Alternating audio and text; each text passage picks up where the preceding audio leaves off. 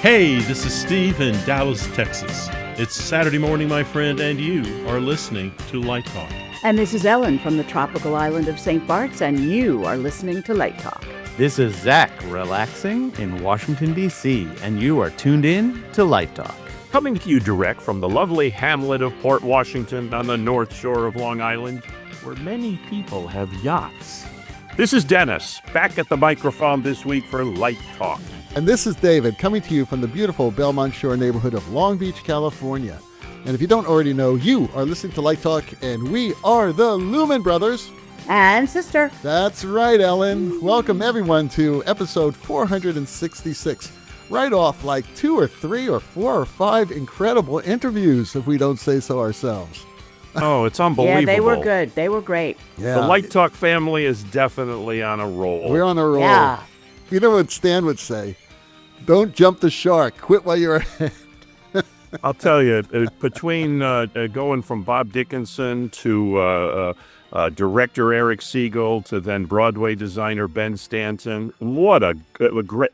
I've had more people reaching out to me, texting, stopping me in person, calling me, saying how great the last couple of interviews have been. And I was so disappointed to have been on location and missed joining the family for Ben Stanton's conversation. It was a great show. Yeah, it was. They were all great. And I can tell you, Dennis, is that now that we are in a war, we don't expect to see much of you in the future. Oh, I was telling Steve before you joined, last week I put in 98 hours. Oh, my God. And this week is probably going to break 100. Because... Just there's so many news studios that they're setting up with different a lot of the studios aren't brand new. They're existing studios, but all the video walls now, they're putting in a variety of different graphics, most with red and explosions and all sorts of things. So the lighting cues need to be changed to accommodate. Plus, they're having guest experts that'll come on and sit in with whoever the anchor happens to be, that cues need to be built and accommodated for. All that overtime, you can redo the living room in the yacht. There you go. I put a new mast on the boat. I have an idea, Dennis. You should set up some strobes. So whenever there's an explosion outside, you just like show it inside, like the light hits the anchors, wouldn't that be cool? Some of the studios have so many moving lights in them that I've put into them. We could certainly do that with the movers. There you go. That would be funny. You can thank me after your Emmy Award. Okay. I'll name the new boat after you. It'll be the yacht. Name the boat after me. There you go. So today, we've been doing so many interviews. It's been so long since we've done a regular show. And Steve has these questions that have been piling up in his own personal stolen ice bucket from the Dallas Hilton. And they're questions from LDI that we didn't answer. We can only answer 5 or 6 questions during our show at LDI. So we're going to break out the bucket, as they say, and we're going to answer some questions for everyone. And also, stay tuned, because in the middle of the show, we're going to do our Let's Talk About segment.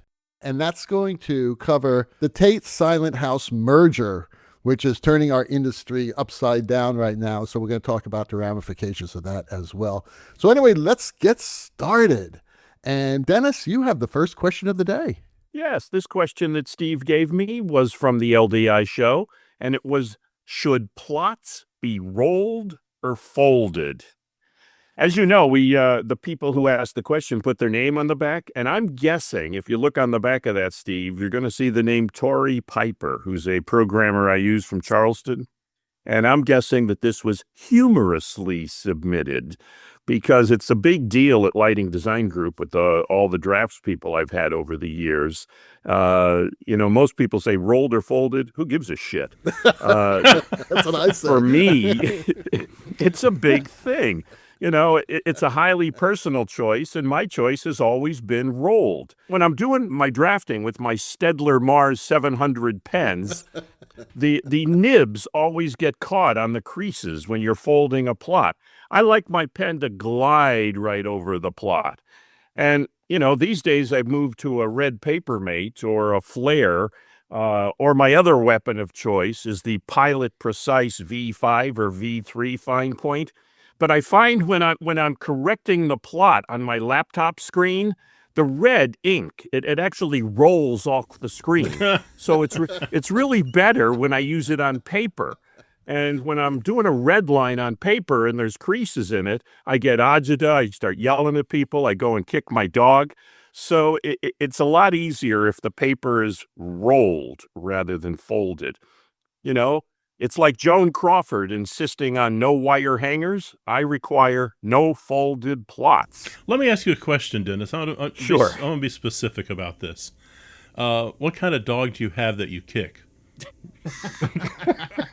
Okay, do you idiots not know I am forced to monitor every word that comes out of your fucking mouths so that we don't have to deal with this PETA shit again? Dennis, due to your insensitive remarks, I have to now make it clear that nobody associated with this podcast is kicking any dogs. Okay, thanks, Snoot.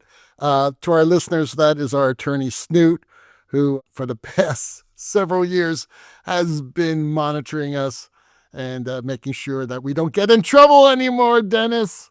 They know that I'm usually joking most of the time, but I have a 100-pound German Shepherd who, if you ever tried to kick it, would bite your foot off. Yeah, It well, kicks all I can back. tell you is that there's a reason why Stan's not on the show anymore. It has to do with PETA. Okay, so we don't want to get involved with them. Again. We don't want to get So, involved with them Let anymore. me send this out to you, Steve. When you do your light plot, do you actually fold your screen on your laptop or do you roll it? It's like roll it or use a pipe. I reached out to the architects here, and they had a very simple question. They said, "Do you have a tube to put it in, or are you putting it in an envelope?" That's a much more practical reason. So they didn't care either. All right. I just went back to the book. Oh, my God. Oh God, he's holding up the William Warfel Green Book. Yeah, he's holding up the lighting book from 1963. Okay. That's how I taught myself drafting, and that's still, to this day, what I refer to. Yeah, okay. Well, speaking of architects, when they show up, they unroll their plans. I've never seen them take it out of an envelope and start unfolding them. So, Well, that's all part of the show. Yeah, know, that is part of the show. right. When I go to a new client or something, I do the same thing. I go in there with a roll. I have enough plots rolled on that thing. It's like a tree trunk. But they're very impressed because, clients have no idea what we do. The lighting design aesthetic is so esoteric. It's how do you grab that out of the air? They don't know what they're paying for. But if I unroll all these beautiful plots that I put photos and things on, there's like an ooh-ah moment, and they say, wow, this looks really nice. It's all part of the show. All right. Let me get you up to speed, Dennis. Okay. First of all, I got to say for this discussion, I haven't rolled or folded a light plot in over 30 years. Okay. Have you done a light plot? Yes, I've done several. Oh, boy. It's all CAD. When CAD started, I'd send somebody a CAD file. I'd send them a PDF and let them decide how to print it out. I always would send it, or actually my assistant usually would send it to the production electrician or whoever on PDF or in LightWrite or in Vectorworks or whatever the hell it was we were using at the time. And then let the electrician deal with it. I stopped carrying light plots or drafting, I don't know, 30 years ago when I was at SMU. Qu'est-ce que c'est CAD file? CAD files, yeah. That means computer-aided design. Oh my Damn God, it. Jesus! Wow, I gotta get with the That's a- program. I have people that do all this, David. I have no idea. I know. You're talking about rolling things out and marking up They your just give him screen the and- paper to look impressive. Yeah, I don't. It doesn't look impressive. What looks impressive if you go with one of those virtual reality goggles and have everyone put There you those go. on and then show them a walkthrough what the lighting's going to look like. Now that's impressive. Can you imagine a boardroom with 15 men and women all over 60 trying to do that? Oh yeah, it'd be cool. I can't tell you how many times I've gone to a presentation and the production designer always has his laptop there and he's bringing out the stuff and everybody's gathered around it. And there's not enough No, room you for project 7 or 8 it. people to You gather project around it on it. a screen. Sometimes they'll do that, yeah. But many times somebody, again, an old boomer, like Steve said, will turn and say, hey, Dennis, do you have any drawings that you brought with you? Drawings. Okay. Let's God, move what on. like what paper. world do we live in that there's a projection on the wall and CAD files, and next thing you're going to be saying is, I don't know, pre-visualization of the ballet. I mean, what? Oh boy. And a light board that I you think can it's talk time to move on to No, question no, two. Zach, do you ever use paper? I just want to say one thing. My father was a scenic designer, and what he used to always say about his preference for hand drawing with a pencil is, when my pencil crashes, I can sharpen it. I like that. He Right. was very resistant to shifting to the computer. That being said, I do own a plastic tube somewhere that I think the scenic designer David Gallo made me buy in 2005. And I think I carried the drawings for Dance of the Vampires scenery in it once, and that was the last time I used any kind of paper drafting. I've got one of those on top of my bookshelf behind me.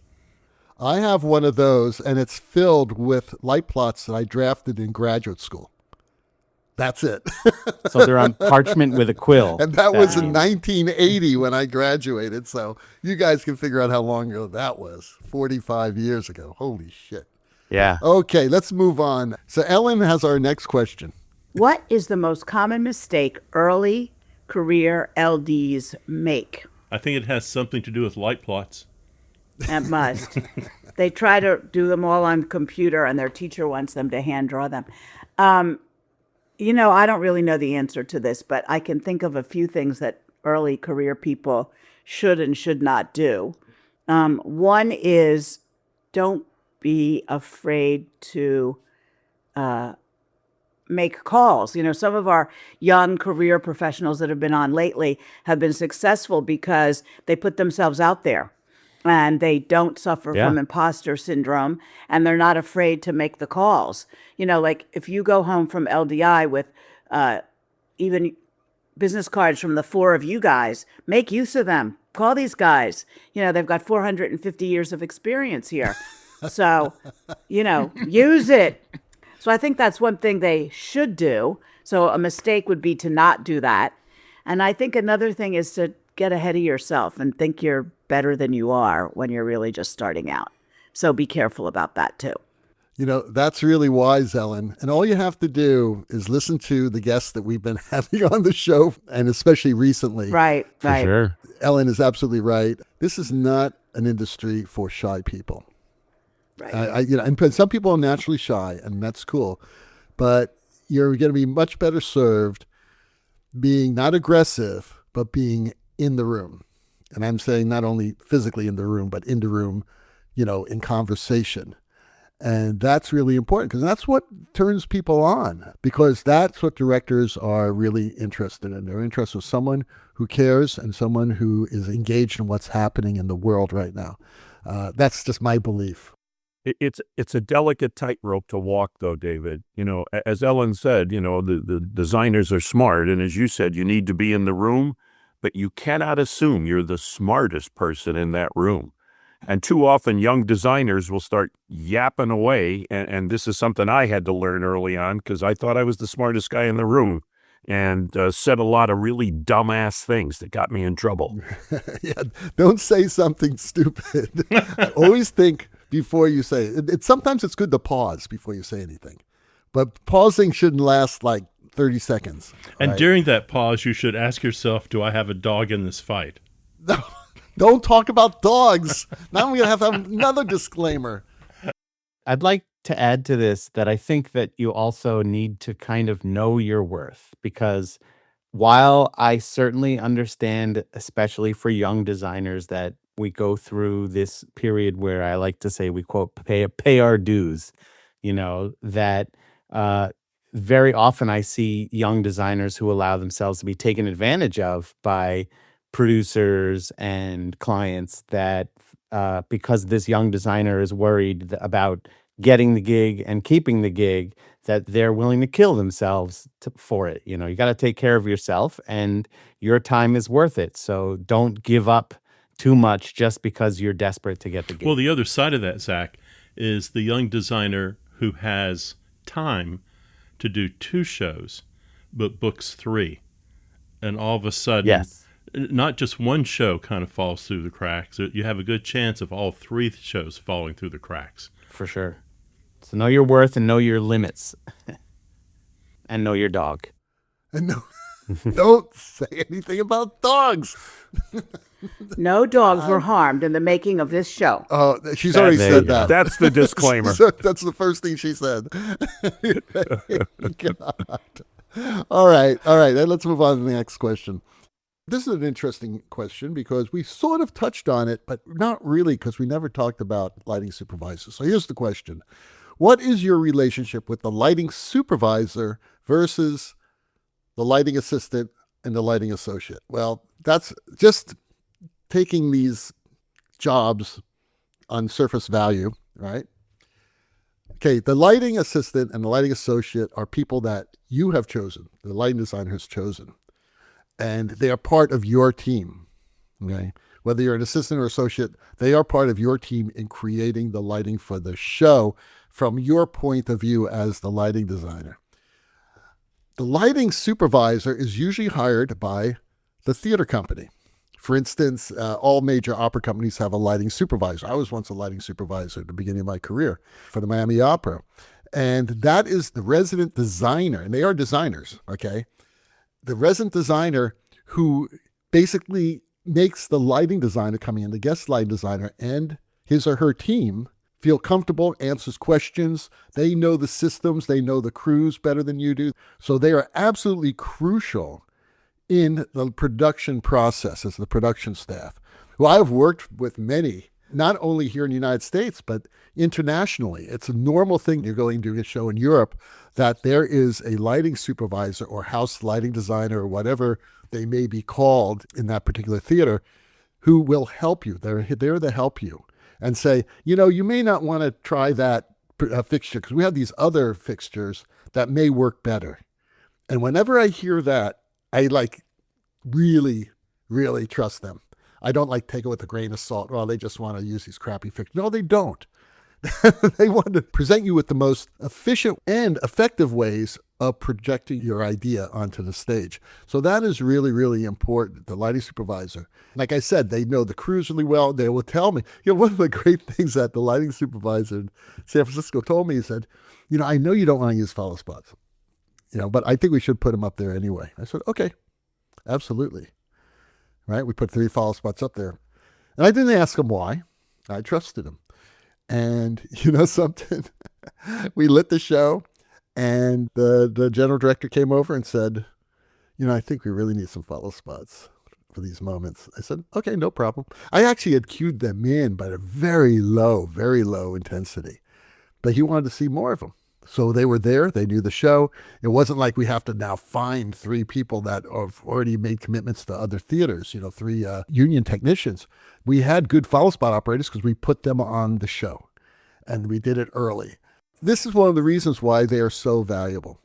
How about you guys? Yeah, I think you're always hopeful that these are people that know what works best in the venue that you're just a temporary guest in, that they live in, basically. So I think that they know their crew, they know their gear, they know their facilities, and it's worth trusting them. So on a Broadway situation, is the production electrician your lighting supervisor? For Broadway, I think it's a little bit more unique because you have your production electrician and then there's the house electrician. So they work together, and the house electrician is ultimately the person who is going to take over the running of the show when your tech is over and your previews are over and you're just in your run. The house electrician is going to be responsible for the maintenance. The house electrician runs the cues. The production electrician is actually going to be your partner when you're the designer, who works with the shops and helps make sure that everything that you've drafted on paper or CAD ends up in the air the way that you drew it. One of the things they always talk about in the union is the union exam for a lighting designer is, can you generate enough paperwork to hand this off to people who are more qualified to be on ladders than you? And so your production electrician is going to be the person who staffs up the tech and preview period. There was a great article that went around this past week with Jimmy Fettigan, who's like the king of Broadway production electricians right now who I've worked with a bunch of times, and he's awesome. So in a way, it's a two-person job when you are talking about Broadway, because everything on Broadway is a temporary rental. Nobody actually, these theaters don't own anything. When you walk into these buildings, they're empty. They don't even have internet connections. Internet and phone is set up per show. And then at the end of the show, they shut it all off and set it up again the next time. There's one more thing that's very important that reminded me when Zach was answering this, and that is the lighting supervisor, especially in larger opera companies, both in the States and internationally. Most of these large opera companies run their shows in rep. Yes. And the lighting supervisor not only sees your show, but they also see the 4 or 5 other shows that are running in rep that season, and they're trying to create a repertory light plot that will serve all shows. So a lot of times I will send in a light plot for a show, and then that supervisor will put together a rep plot and say, look, I had to move these lights over to here because in this other show, this piece of scenery flies in, blah, blah, blah. Will that work for you? And yes, it will, or no, it won't. Let's figure out another solution to this. So that is really an important thing that the lighting supervisor does, because they're dealing with turnarounds that are usually very, very short from show to show. Sometimes they run in rotating rep, but even if they just run consecutively, even then they have to think about how long it's going to take from one show to go down and then the other show to go up. Does the opera lighting supervisor also, are they in charge of overseeing remounts? Well, it depends. This is very interesting. When a show's remounted, it's usually about 4 or 5 years later at least, which means technology has changed, and also some equipment may have changed due to that technology change. So that supervisor will call me up and say, yeah, your show's coming, it's going to be up next year, and we no longer have, Mac 2000s. Instead, we have these elation fixtures, and I think that the elation fixtures will work great. What they won't do is this, and maybe you can come up with a solution to that, or maybe we can both come up with a solution, that sort of thing. But they do this, fantastic, and maybe you want to do something else. So that's really a part of that process. Sometimes the lighting supervisor will remount the show because they have really good records. I know in the major opera companies that I've worked in, a lot of them have software and cameras that will actually take really good shots of every single moving light preset so they can easily remount it. And this is something that I do personally also. Toward the end of the rehearsal period, I will have like 2 hours with just me bringing up lighting presets, and I take pictures of the moving lights and where they're focused, so that the next time I come in, just in case the lighting supervisor hasn't done that, or maybe they sell it to another theater, like what happened just a couple of years ago in San Francisco. They bought a production of Tristan from the Fenice in Venice that I had done like 7-8 years ago, and their lighting equipment's totally different. And the lighting supervisor obviously wasn't in Venice at the time to do this work, and the supervisor in Venice didn't do it. He didn't take these good records. I had the records, so I know that that it will be accurate. So I highly recommend that to everyone who's in the opera world or any type of production that's going to be remounted. They may be doing it, but also do it for yourself. It's a lot easier once you do that. So I have our next question. It is, early career designers must often program their own shows. Do you think this gets in the way of creativity, especially if you're trying to learn the tricks of the console and programming only what you can, not what you want? This is a great question, and I feel like I've answered it from both sides of the answer in the past. I personally look at programming as an extension of the design, but I certainly understand that there are systems for lighting and video and basically anything that requires programming in a live entertainment venue that can become way more complex to handle than a single individual can keep track of. That being said, I feel like it's always good to have a general understanding of how these things work, partly just so you can be sympathetic to your programmer when they are trying to do something and you are concerned that it's not going as fast as your brain is going. The example that I love is when Michael Moore had a TV show for a while. He went to the CEOs of the 5 American car companies and asked each of them if they knew how to change the oil in a car. And only one of them did, and it was the CEO of Ford, who happened to be Australian. So you don't always have to change your own oil, but it's good to know a little bit about how oil changes work, I think. Early in your career, this sort of speaks to what we said earlier. If you think that you can work with a programmer, don't just say, I'll program it because you want to save the producer money. It's not your job to manage their budget. But I think that being your own programmer is something that everyone can try at least once in their career. It's a good thing to understand and learn. And sometimes there are people that do this and then find that they just want to be a programmer. I think there's a lot of lighting designers. Brad Gray is someone who I know in particular that wanted to be a lighting designer and program for other people to make a buck, and then realized that was his calling. There's an artistic flair to programming, especially if you're handling a lot of moving lights and stuff. Some of those people are almost moving light designers in a way. So I'm a fan. I don't know as a lighting designer that I would want a programmer who was learning the console as they were going along. I would want a programmer, and you see a lot of posts and announcements that say, such and such an opera company looking for a programmer must know, and they name the console. So I don't know. I think it's sort of a trick question in a way, because I wouldn't hire you as my programmer if you didn't know my console. Yeah, I interpreted the question as it's a young guy at a small theater company where they're saying we can only afford to hire one person. I think the problem that you face if you're programming your own show, what I notice is people are staring at the console, and they're looking at the console, looking at the screens, programming away, and a lot of times something really wonderful will happen on stage, but they've never seen it. Yeah, they miss it. They miss it completely. Yeah. They're trying to get what they want. Don't get me wrong, they have an idea, but they don't look up enough to go, oh, wow, it may not work for this cue, but I bet 10 cues from now, that weird color I just created will be great, or the way that light moves will be great. So there's a real problem there. Yeah, for those who teach lighting, that is one of the most common issues that students have, especially nowadays, is they can't pull themselves away from the table.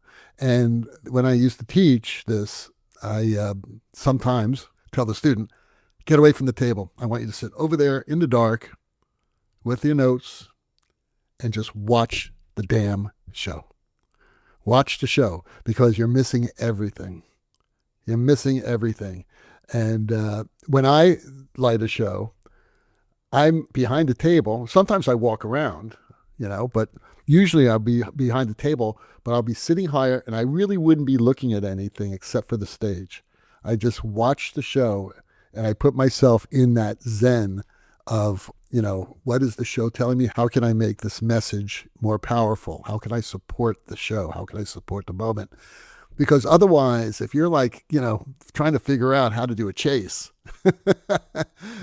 and then, halfway through it, you realize, or someone else realizes, usually the director, a chase wouldn't be appropriate at this point, really. And you don't know what the hell they're talking about. Oh, I trust the director, right? Or maybe it is appropriate, but the director doesn't see it yet, and you really can't argue with that director because you're not watching the damn show. So I think it's really important. I think that the essence of this question, the way I read it, is, does it affect your creativity when you're trying to program the show? You may be struggling through it or whatever, but you're not focused on the lighting and the environment. You're focused on the technology. I say absolutely it affects your creativity, which is why we hire good programmers. Good programmers will make your show better. They will. Exactly what Zach said. And a lot of our guests talk about programmers in that way. And I talk about programmers in that way. But if you do enough shows, eventually you're going to hit a bad programmer, and they're going to slow it down, and they're not going to be able to get what you want. And if you don't know the board well, you're not going to be able to get what you want because you don't know how to produce it like a good programmer can. So that programmer is essential, absolutely essential, but you don't want a bad one. A bad one will kill your show. Well, it also speaks to how prepared you have to be to come into your cueing session. And, the miracle of the day is that you can download software to your laptop, and you don't always need to learn about the console in the space. Or you can work on something back at the hotel room. You can work on something on Wednesday afternoon. So being in the space, that's a premium time with the actors on stage. You want to be careful, or an orchestra sitting in the pit, good heavens. They wait for no man. Do you still program your own shows, Steve? No. I make that same argument. We have a budget line for it, and we tie that into a programmer also teaching students. So, yeah, the students are going to be programming for each other on occasion, but they also have a leader who takes them through the programming process. You referenced last week's show, and I think the conversation with Ben Stanton, people should go back and listen to, because he talked really successfully about the relationship of a designer and a programmer, and how he uses the fabulous David Arch and their relationship, and this coming from a designer who actually teaches programming. So last week's episode really covers this in really a very effective way. Right. I'll just add to this the quick thing about the relationship between programmer and designer, and really for anyone on your team. I was talking with Driscoll. We just worked together, Driscoll Otto and I. And one of the things that he always says is this a person that I would like to get a meal with? If you can't get along with your programmer away from the console, you're not going to get along with your programmer when they're at the console. You may want to break from them, but you need to get along with them. I got to mention that now that we're talking about programmers, again, what a great programmer and person Andy Figueroa was here in LA. It was a huge loss when he passed away a couple of years ago. He was my programmer here in LA. And there are other great programmers here too, don't get me wrong. But we were personal friends. And doing a show, whenever I see his face, I know everything's going to be great. That's what a good programmer brings to a show to you. But I just want to do a shout out to Andy. Moving on, you are listening to Light Talk. And today, Light Talk is sponsored by Tales from Texas. A fair number of folks over the years have asked me if I've ever been hired to design lights for a rodeo. They usually ask it the same way, head tilted, eyebrow halfway up, followed by a polite little chuckle and a sympathetic, well, you do live in Texas. Like they expect me to say no. Like rodeos are lit by porch bulbs and prayer. My answer is always the same. Well, hell yes. You haven't? Let me tell you right now, I don't treat a rodeo like a county fair with funnel cakes and a guy named Earl in a Nickelback t-shirt running a dimmer pack from 1987 with a single truss and 2 genies with meat racks. No, sir. I treat it like a full-on Rammstein stadium tour. The kind with a vintage Avo QM500, a flexible Q stack, and a moment where everybody in the stand agrees, yes, this is absolutely ridiculous and the most awesome thing I have ever seen. So right after the national anthem, I take a little sip of my Lone Star just to take the edge off. Dip the house lights a little bit, and then the magic begins. The chutes glow in deep, saturated reds and blues. The moving lights sweep the arena front to back as the crowd starts rumbling like a PV subwoofer warming up. And when that gate cracks open, bam! A blinding white light, clean, violent, perfectly timed, like a drummer smashing the downbeat and daring the band to keep up. And listen, I don't need a stinking fog machine. No, sir. I live in Texas. We have dust.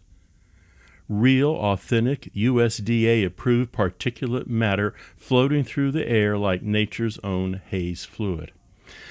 Backlight it with 2 dozen or so VL3600 in golden beams, and suddenly the arena looks biblical, or at least like a really good country western album cover. Every kick, every spin gets punched with strobes. Sharp, chaotic, unapologetic, like the bull is playing a wild, unscripted guitar solo and absolutely refuses to stay in key.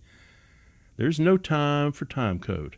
There's no time for rehearsal, just vibes. muscle memory, and a lighting designer quietly whispering into the headset, please don't die. Please don't die.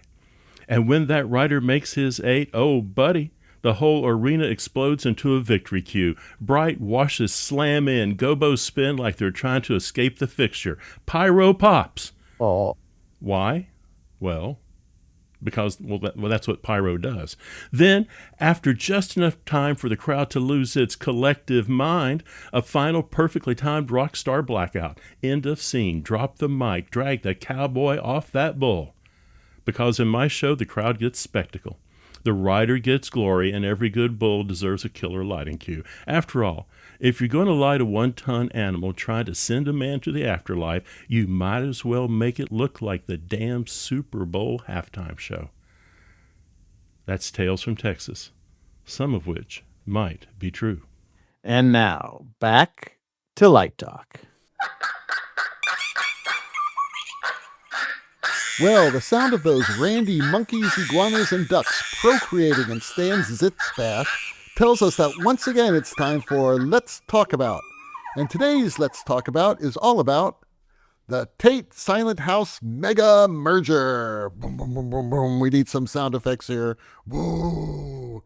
You know, maybe something from War of the sound of Worlds merging? comes in. Woo, you know. Okay, so let's talk about the Tait Silent House mega merger. And let me tell you something. I've never seen so much angst on the internet. God, since, I don't know. It's just amazing. I mean, Bob's talking about it. Zach's talking about it. Everybody's talking about this. Could this be as disruptive as the great PRG takeover? Ellen, why don't you explain exactly what has happened this week? Tait started out as a scenic build company in Lidditz, Pennsylvania, which was founded by a man by the name of Michael Tait. Who, I'll just add, he started actually his career as a roadie, Right. building scenery for Yes. Yes. The band All Yes. Yes. right. That's good. That's good I info. don't remember why he ended up in Lidditz, Pennsylvania. Because it was close to the edge. But it is one of the most charming places. It's right outside of Lancaster. It's Amish country. And what's happened over the years is that other companies settled by them, including Claire Global, Right, which is Claire. a large The audio, who also started with Yes. Yeah, large audio, probably the largest concert touring audio provider. And Atomic Scenic is out there as well. And eventually, Tait became really the go-to company for most of the rock and roll scenic designs.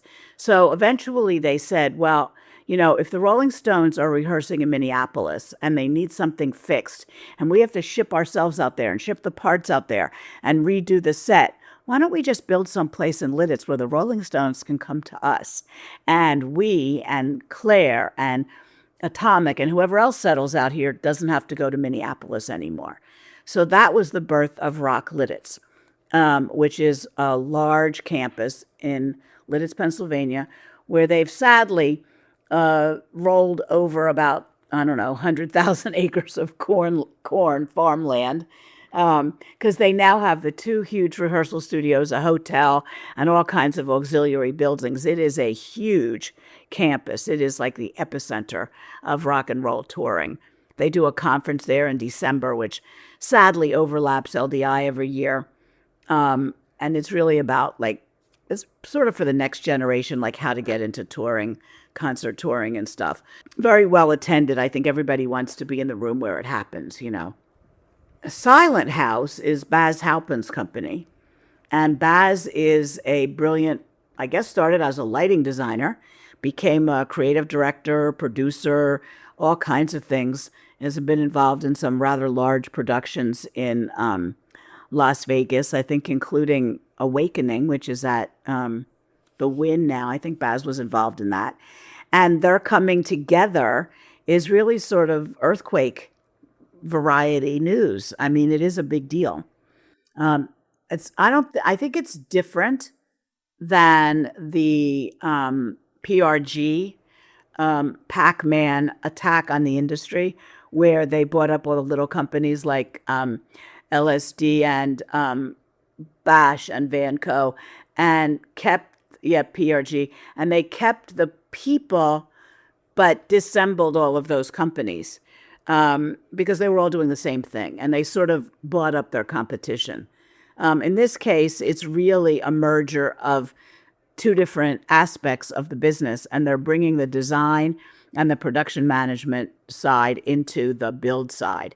Tait has pretty much been, as far as I know, the builder, the engineer, the brilliant minds behind flying people, getting Tina Turner out on a giant cantilevered truss structure over the audience. I mean, the stuff that they do at Tait is really quite amazing. Yeah, they've done Super Bowls, right? They've done Taylor Swift tours, things like that. I mean, they're at the top. All the Rolling Stone sets, a lot of, big stuff. I think U2 was the first band to actually rehearse in Rock Lidditz. Could be. And now they've opened Rock Nashville.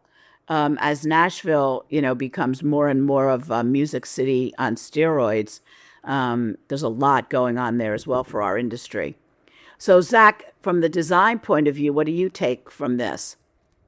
Well, I think it's really interesting, as Tait becomes this global phenomenon with the way that they have been adding to their portfolio, and I agree that the way that it is different than PRG. In many ways, I think the PRG move was like, we don't have offices in Dallas, so we'll buy a company that's already in Dallas kind of thing. But with Tait, it's sort of like, we build scenery, and our scenery uses software that this other company makes to make it move around. So let's buy that company. And that way we're the turnkey solution for this. And another company that Tait bought in the last few years was a company called Thinkwell, which is a big creative design firm that does especially a lot of work in the theme park world that Tait is also involved in. I think Tait had a hand in building a lot of stuff for Star Wars experiences at Disneyland and Disney World. And Thinkwell does a lot of stuff for Universal. And now this is a company that does a lot of concerts, but also does a lot of media design. We jokingly say in our industry about that we all do these great things that are all covered under NDA, so we can't tell you anything. My resume is almost blank because I can't tell you half the stuff I've done. But I have a feeling that now Tait is even bigger of a turnkey solution for these sort of NDA live experiences where they can build the scenery, they can do the creative direction, they can create the media content. All they need now is video and lighting, AV integration and sales, and they're one-stop shopping. Not only buying companies like when you buy Thinkwell or merge with them, you get like a Francois Bergeron and a Michael Finney, who are both wonderful people. They have brought in other people recently, such as Butch Allen, who was a big concert designer, and Tracy Kleiner, I believe, is there as well, who started out as... She's moved on. Oh, she's moved on. Yes. Well, she was there. She was there for a while. Yeah. So bringing in really interesting people who have different, not just scenic designers or scenic builders. They also have a lot of engineers, mechanical engineers, structural engineers, very sophisticated software that they use not only for like the Navigator software, which I guess Zach was referring to before, but all kinds of software that they use for the creation and movement of their sets, which are amazing. That 360 claw thing was a great example of brilliant engineering. I was looking at the internet, which can't possibly be wrong, but a quick look at Tait. They have 2,000 employees based in 23 offices across 7 continents. I mean, wow. That is huge. Especially in our industry, that is big. Will this kill jobs or will this create jobs? This is, I think, a move that is being repeated throughout the industry. Tait is obviously one of the biggest, but there's other companies like 59 Productions, which is another media design company that recently became part of the Journey multi-dimensional design experience agency.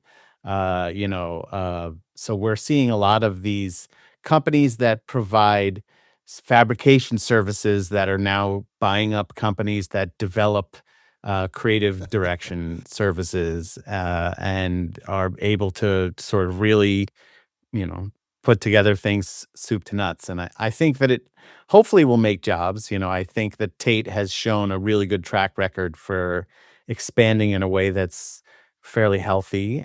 So why are we seeing all this angst in social media across the internet?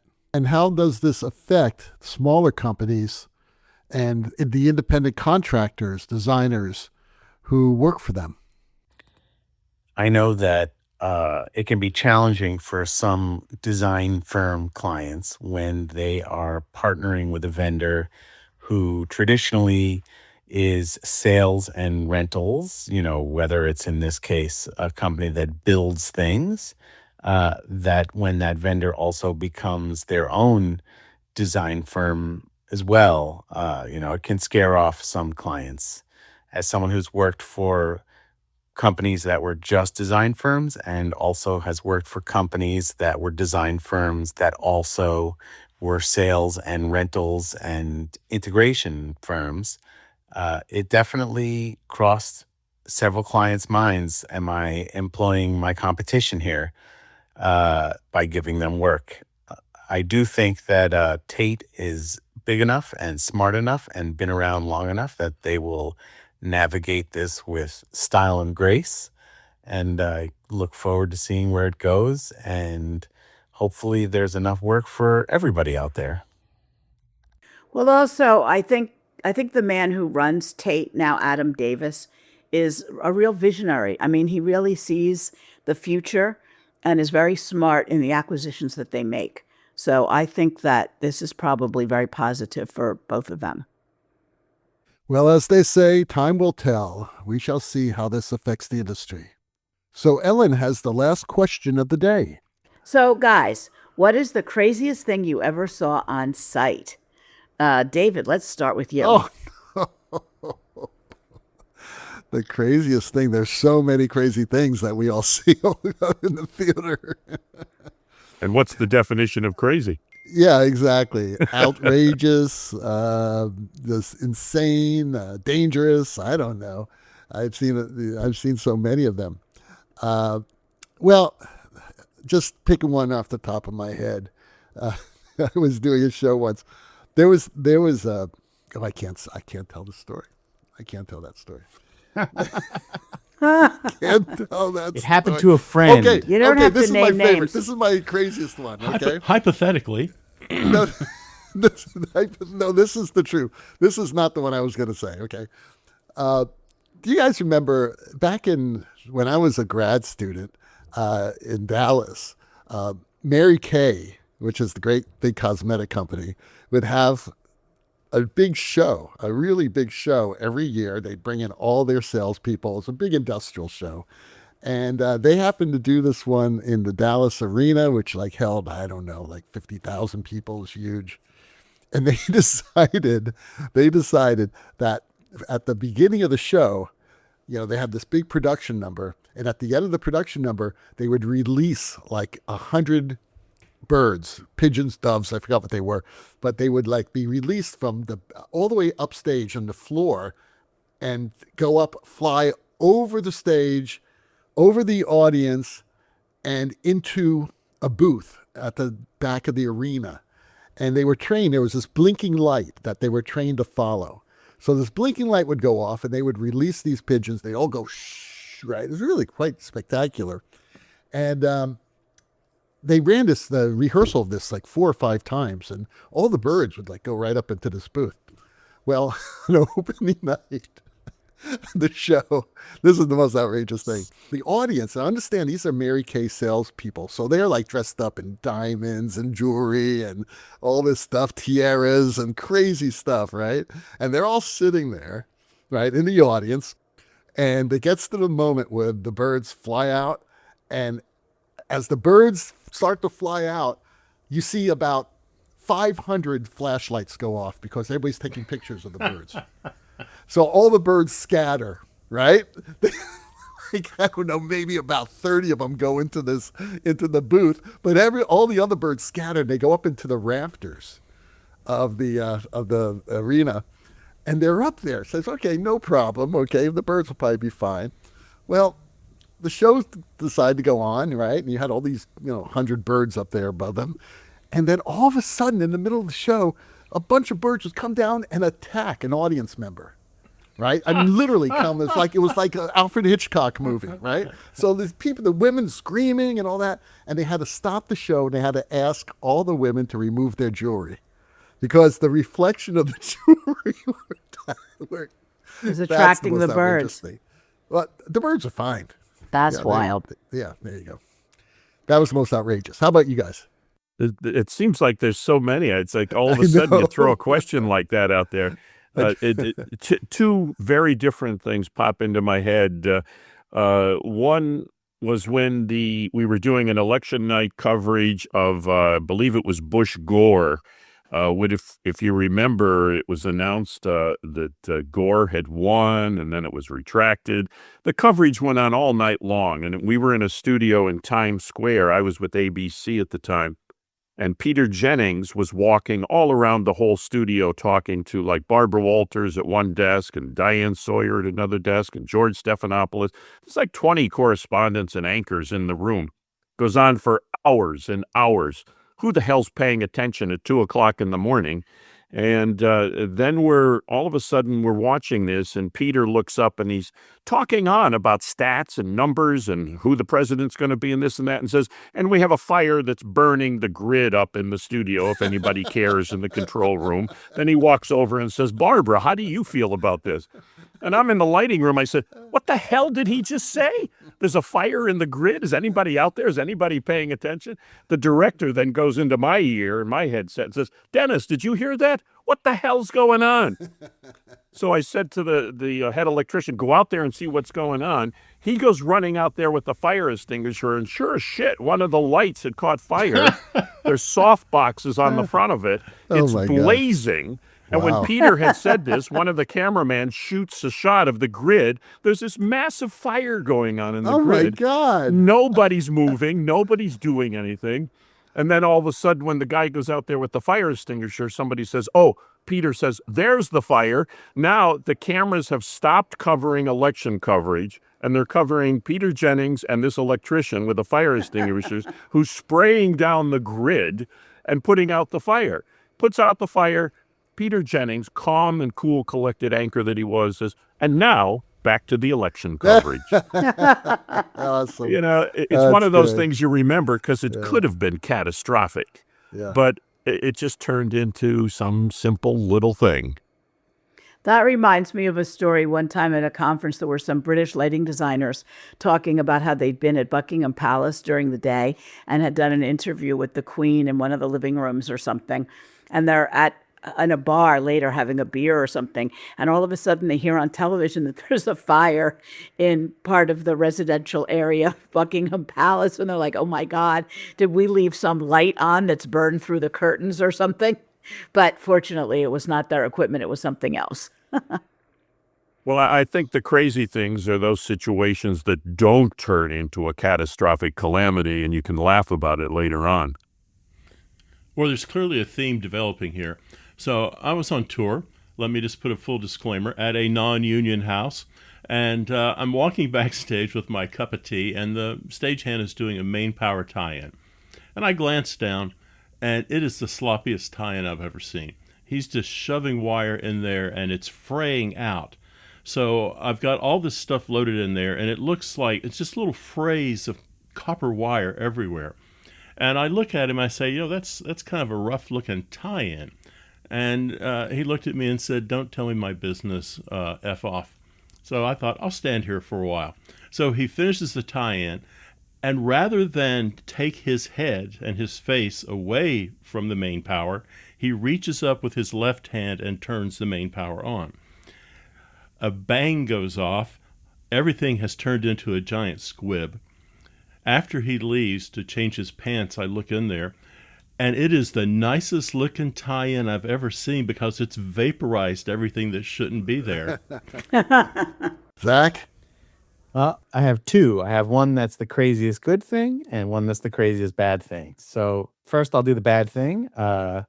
It was 2012. I'm doing the revival of Evita on Broadway at the Marriott Marquis, which at the time was one of the newer theaters on Broadway.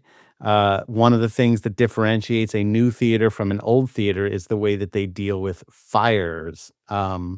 And in the Marriott Marquis, rather than have one of those big old-fashioned metal fire curtains, they had something called a deluge curtain, which essentially means at the top of this massive hotel, there's a giant reservoir of water. And as we all know in theater, there's always a day when you're early in previews where the fire marshal comes and they want to inspect everything and make sure that everything is up to code. And it's always annoying that they have to interrupt your process to do this. And oftentimes there'll be somebody that comes and just checks out all the systems before that to make sure you're going to be prepared for the fire marshal. Well, on this day, the guy who's in charge of the deluge system comes in. We're just finishing up a paint call, I should add. So the deck of the stage was freshly painted, and the technician accidentally sets off the deluge curtain, and water pours onto the set and onto the deck and then down into the pit orchestra area. And the funniest part about this is the British scenic designer and British director are just sort of staring at it, looking at me like, is this what you guys do for every show? Like you test it for water fastness? So needless to say, we had to cancel a preview, but it gave the set a really cool weathered look after that. And the thing about it is people don't realize how much water is coming out. You probably could have put a boat in the orchestra pit. Probably. People were diving into the orchestra pit trying to save instruments. We had the score splayed out, drying on chairs. You know, computers were dumped into 50-gallon bags of rice to see if they would dry out. It was crazy. All right, we got to end the show because Dennis is called to War Central. Oh, God. You set up a studio there. Is that where you're headed, Dennis? You going to Iran, Iraq? Where are you going? Yes, ABC News Live, the streaming division. Oh, my God. Well, we would like to send a word to all our listeners who may be in a war zone soon, or they're there right now. We're thinking about you, and please stay safe. Well, the rocking sounds of the Luminoids tell us that once again you've spent another morning listening to Light Talk. You can hear our show on just about every podcast site out there. Check out our website at lighttalk.org. And be sure to follow us on Facebook. And don't forget to subscribe to our podcast. That way you will not miss a second of Light Talk Insanity. No guarantee is offered regarding the accuracy of any statements or opinions made on this podcast. However, Trust me, you don't have to worry about these bozos abusing animals, because if they do, they know they'll have to answer to me. And that means you, Dennis. But if you do decide to litigate, you will have to deal with me, Snoot from the Snoot Group. Duly f***ing note, you don't want to f*** with me. Light Talk today is coming to you from the beautiful Belmont Shore neighborhood of Long Beach, California, from Washington, D.C., from the tropical paradise of St. Bart's, the Lone Star State, and from Port Washington, a stone's throw from the entertainment capital of the world, New York City. Be sure to join us next week when we dive into more lighting shenanigans and serve up a fresh, piping hot casserole of nonsense. Light Talk, broadcasting questionable lumen knowledge and humor around the world. So we'll see you all next Saturday morning. Bye-bye from Light Talk. Bye-bye. Bye-bye.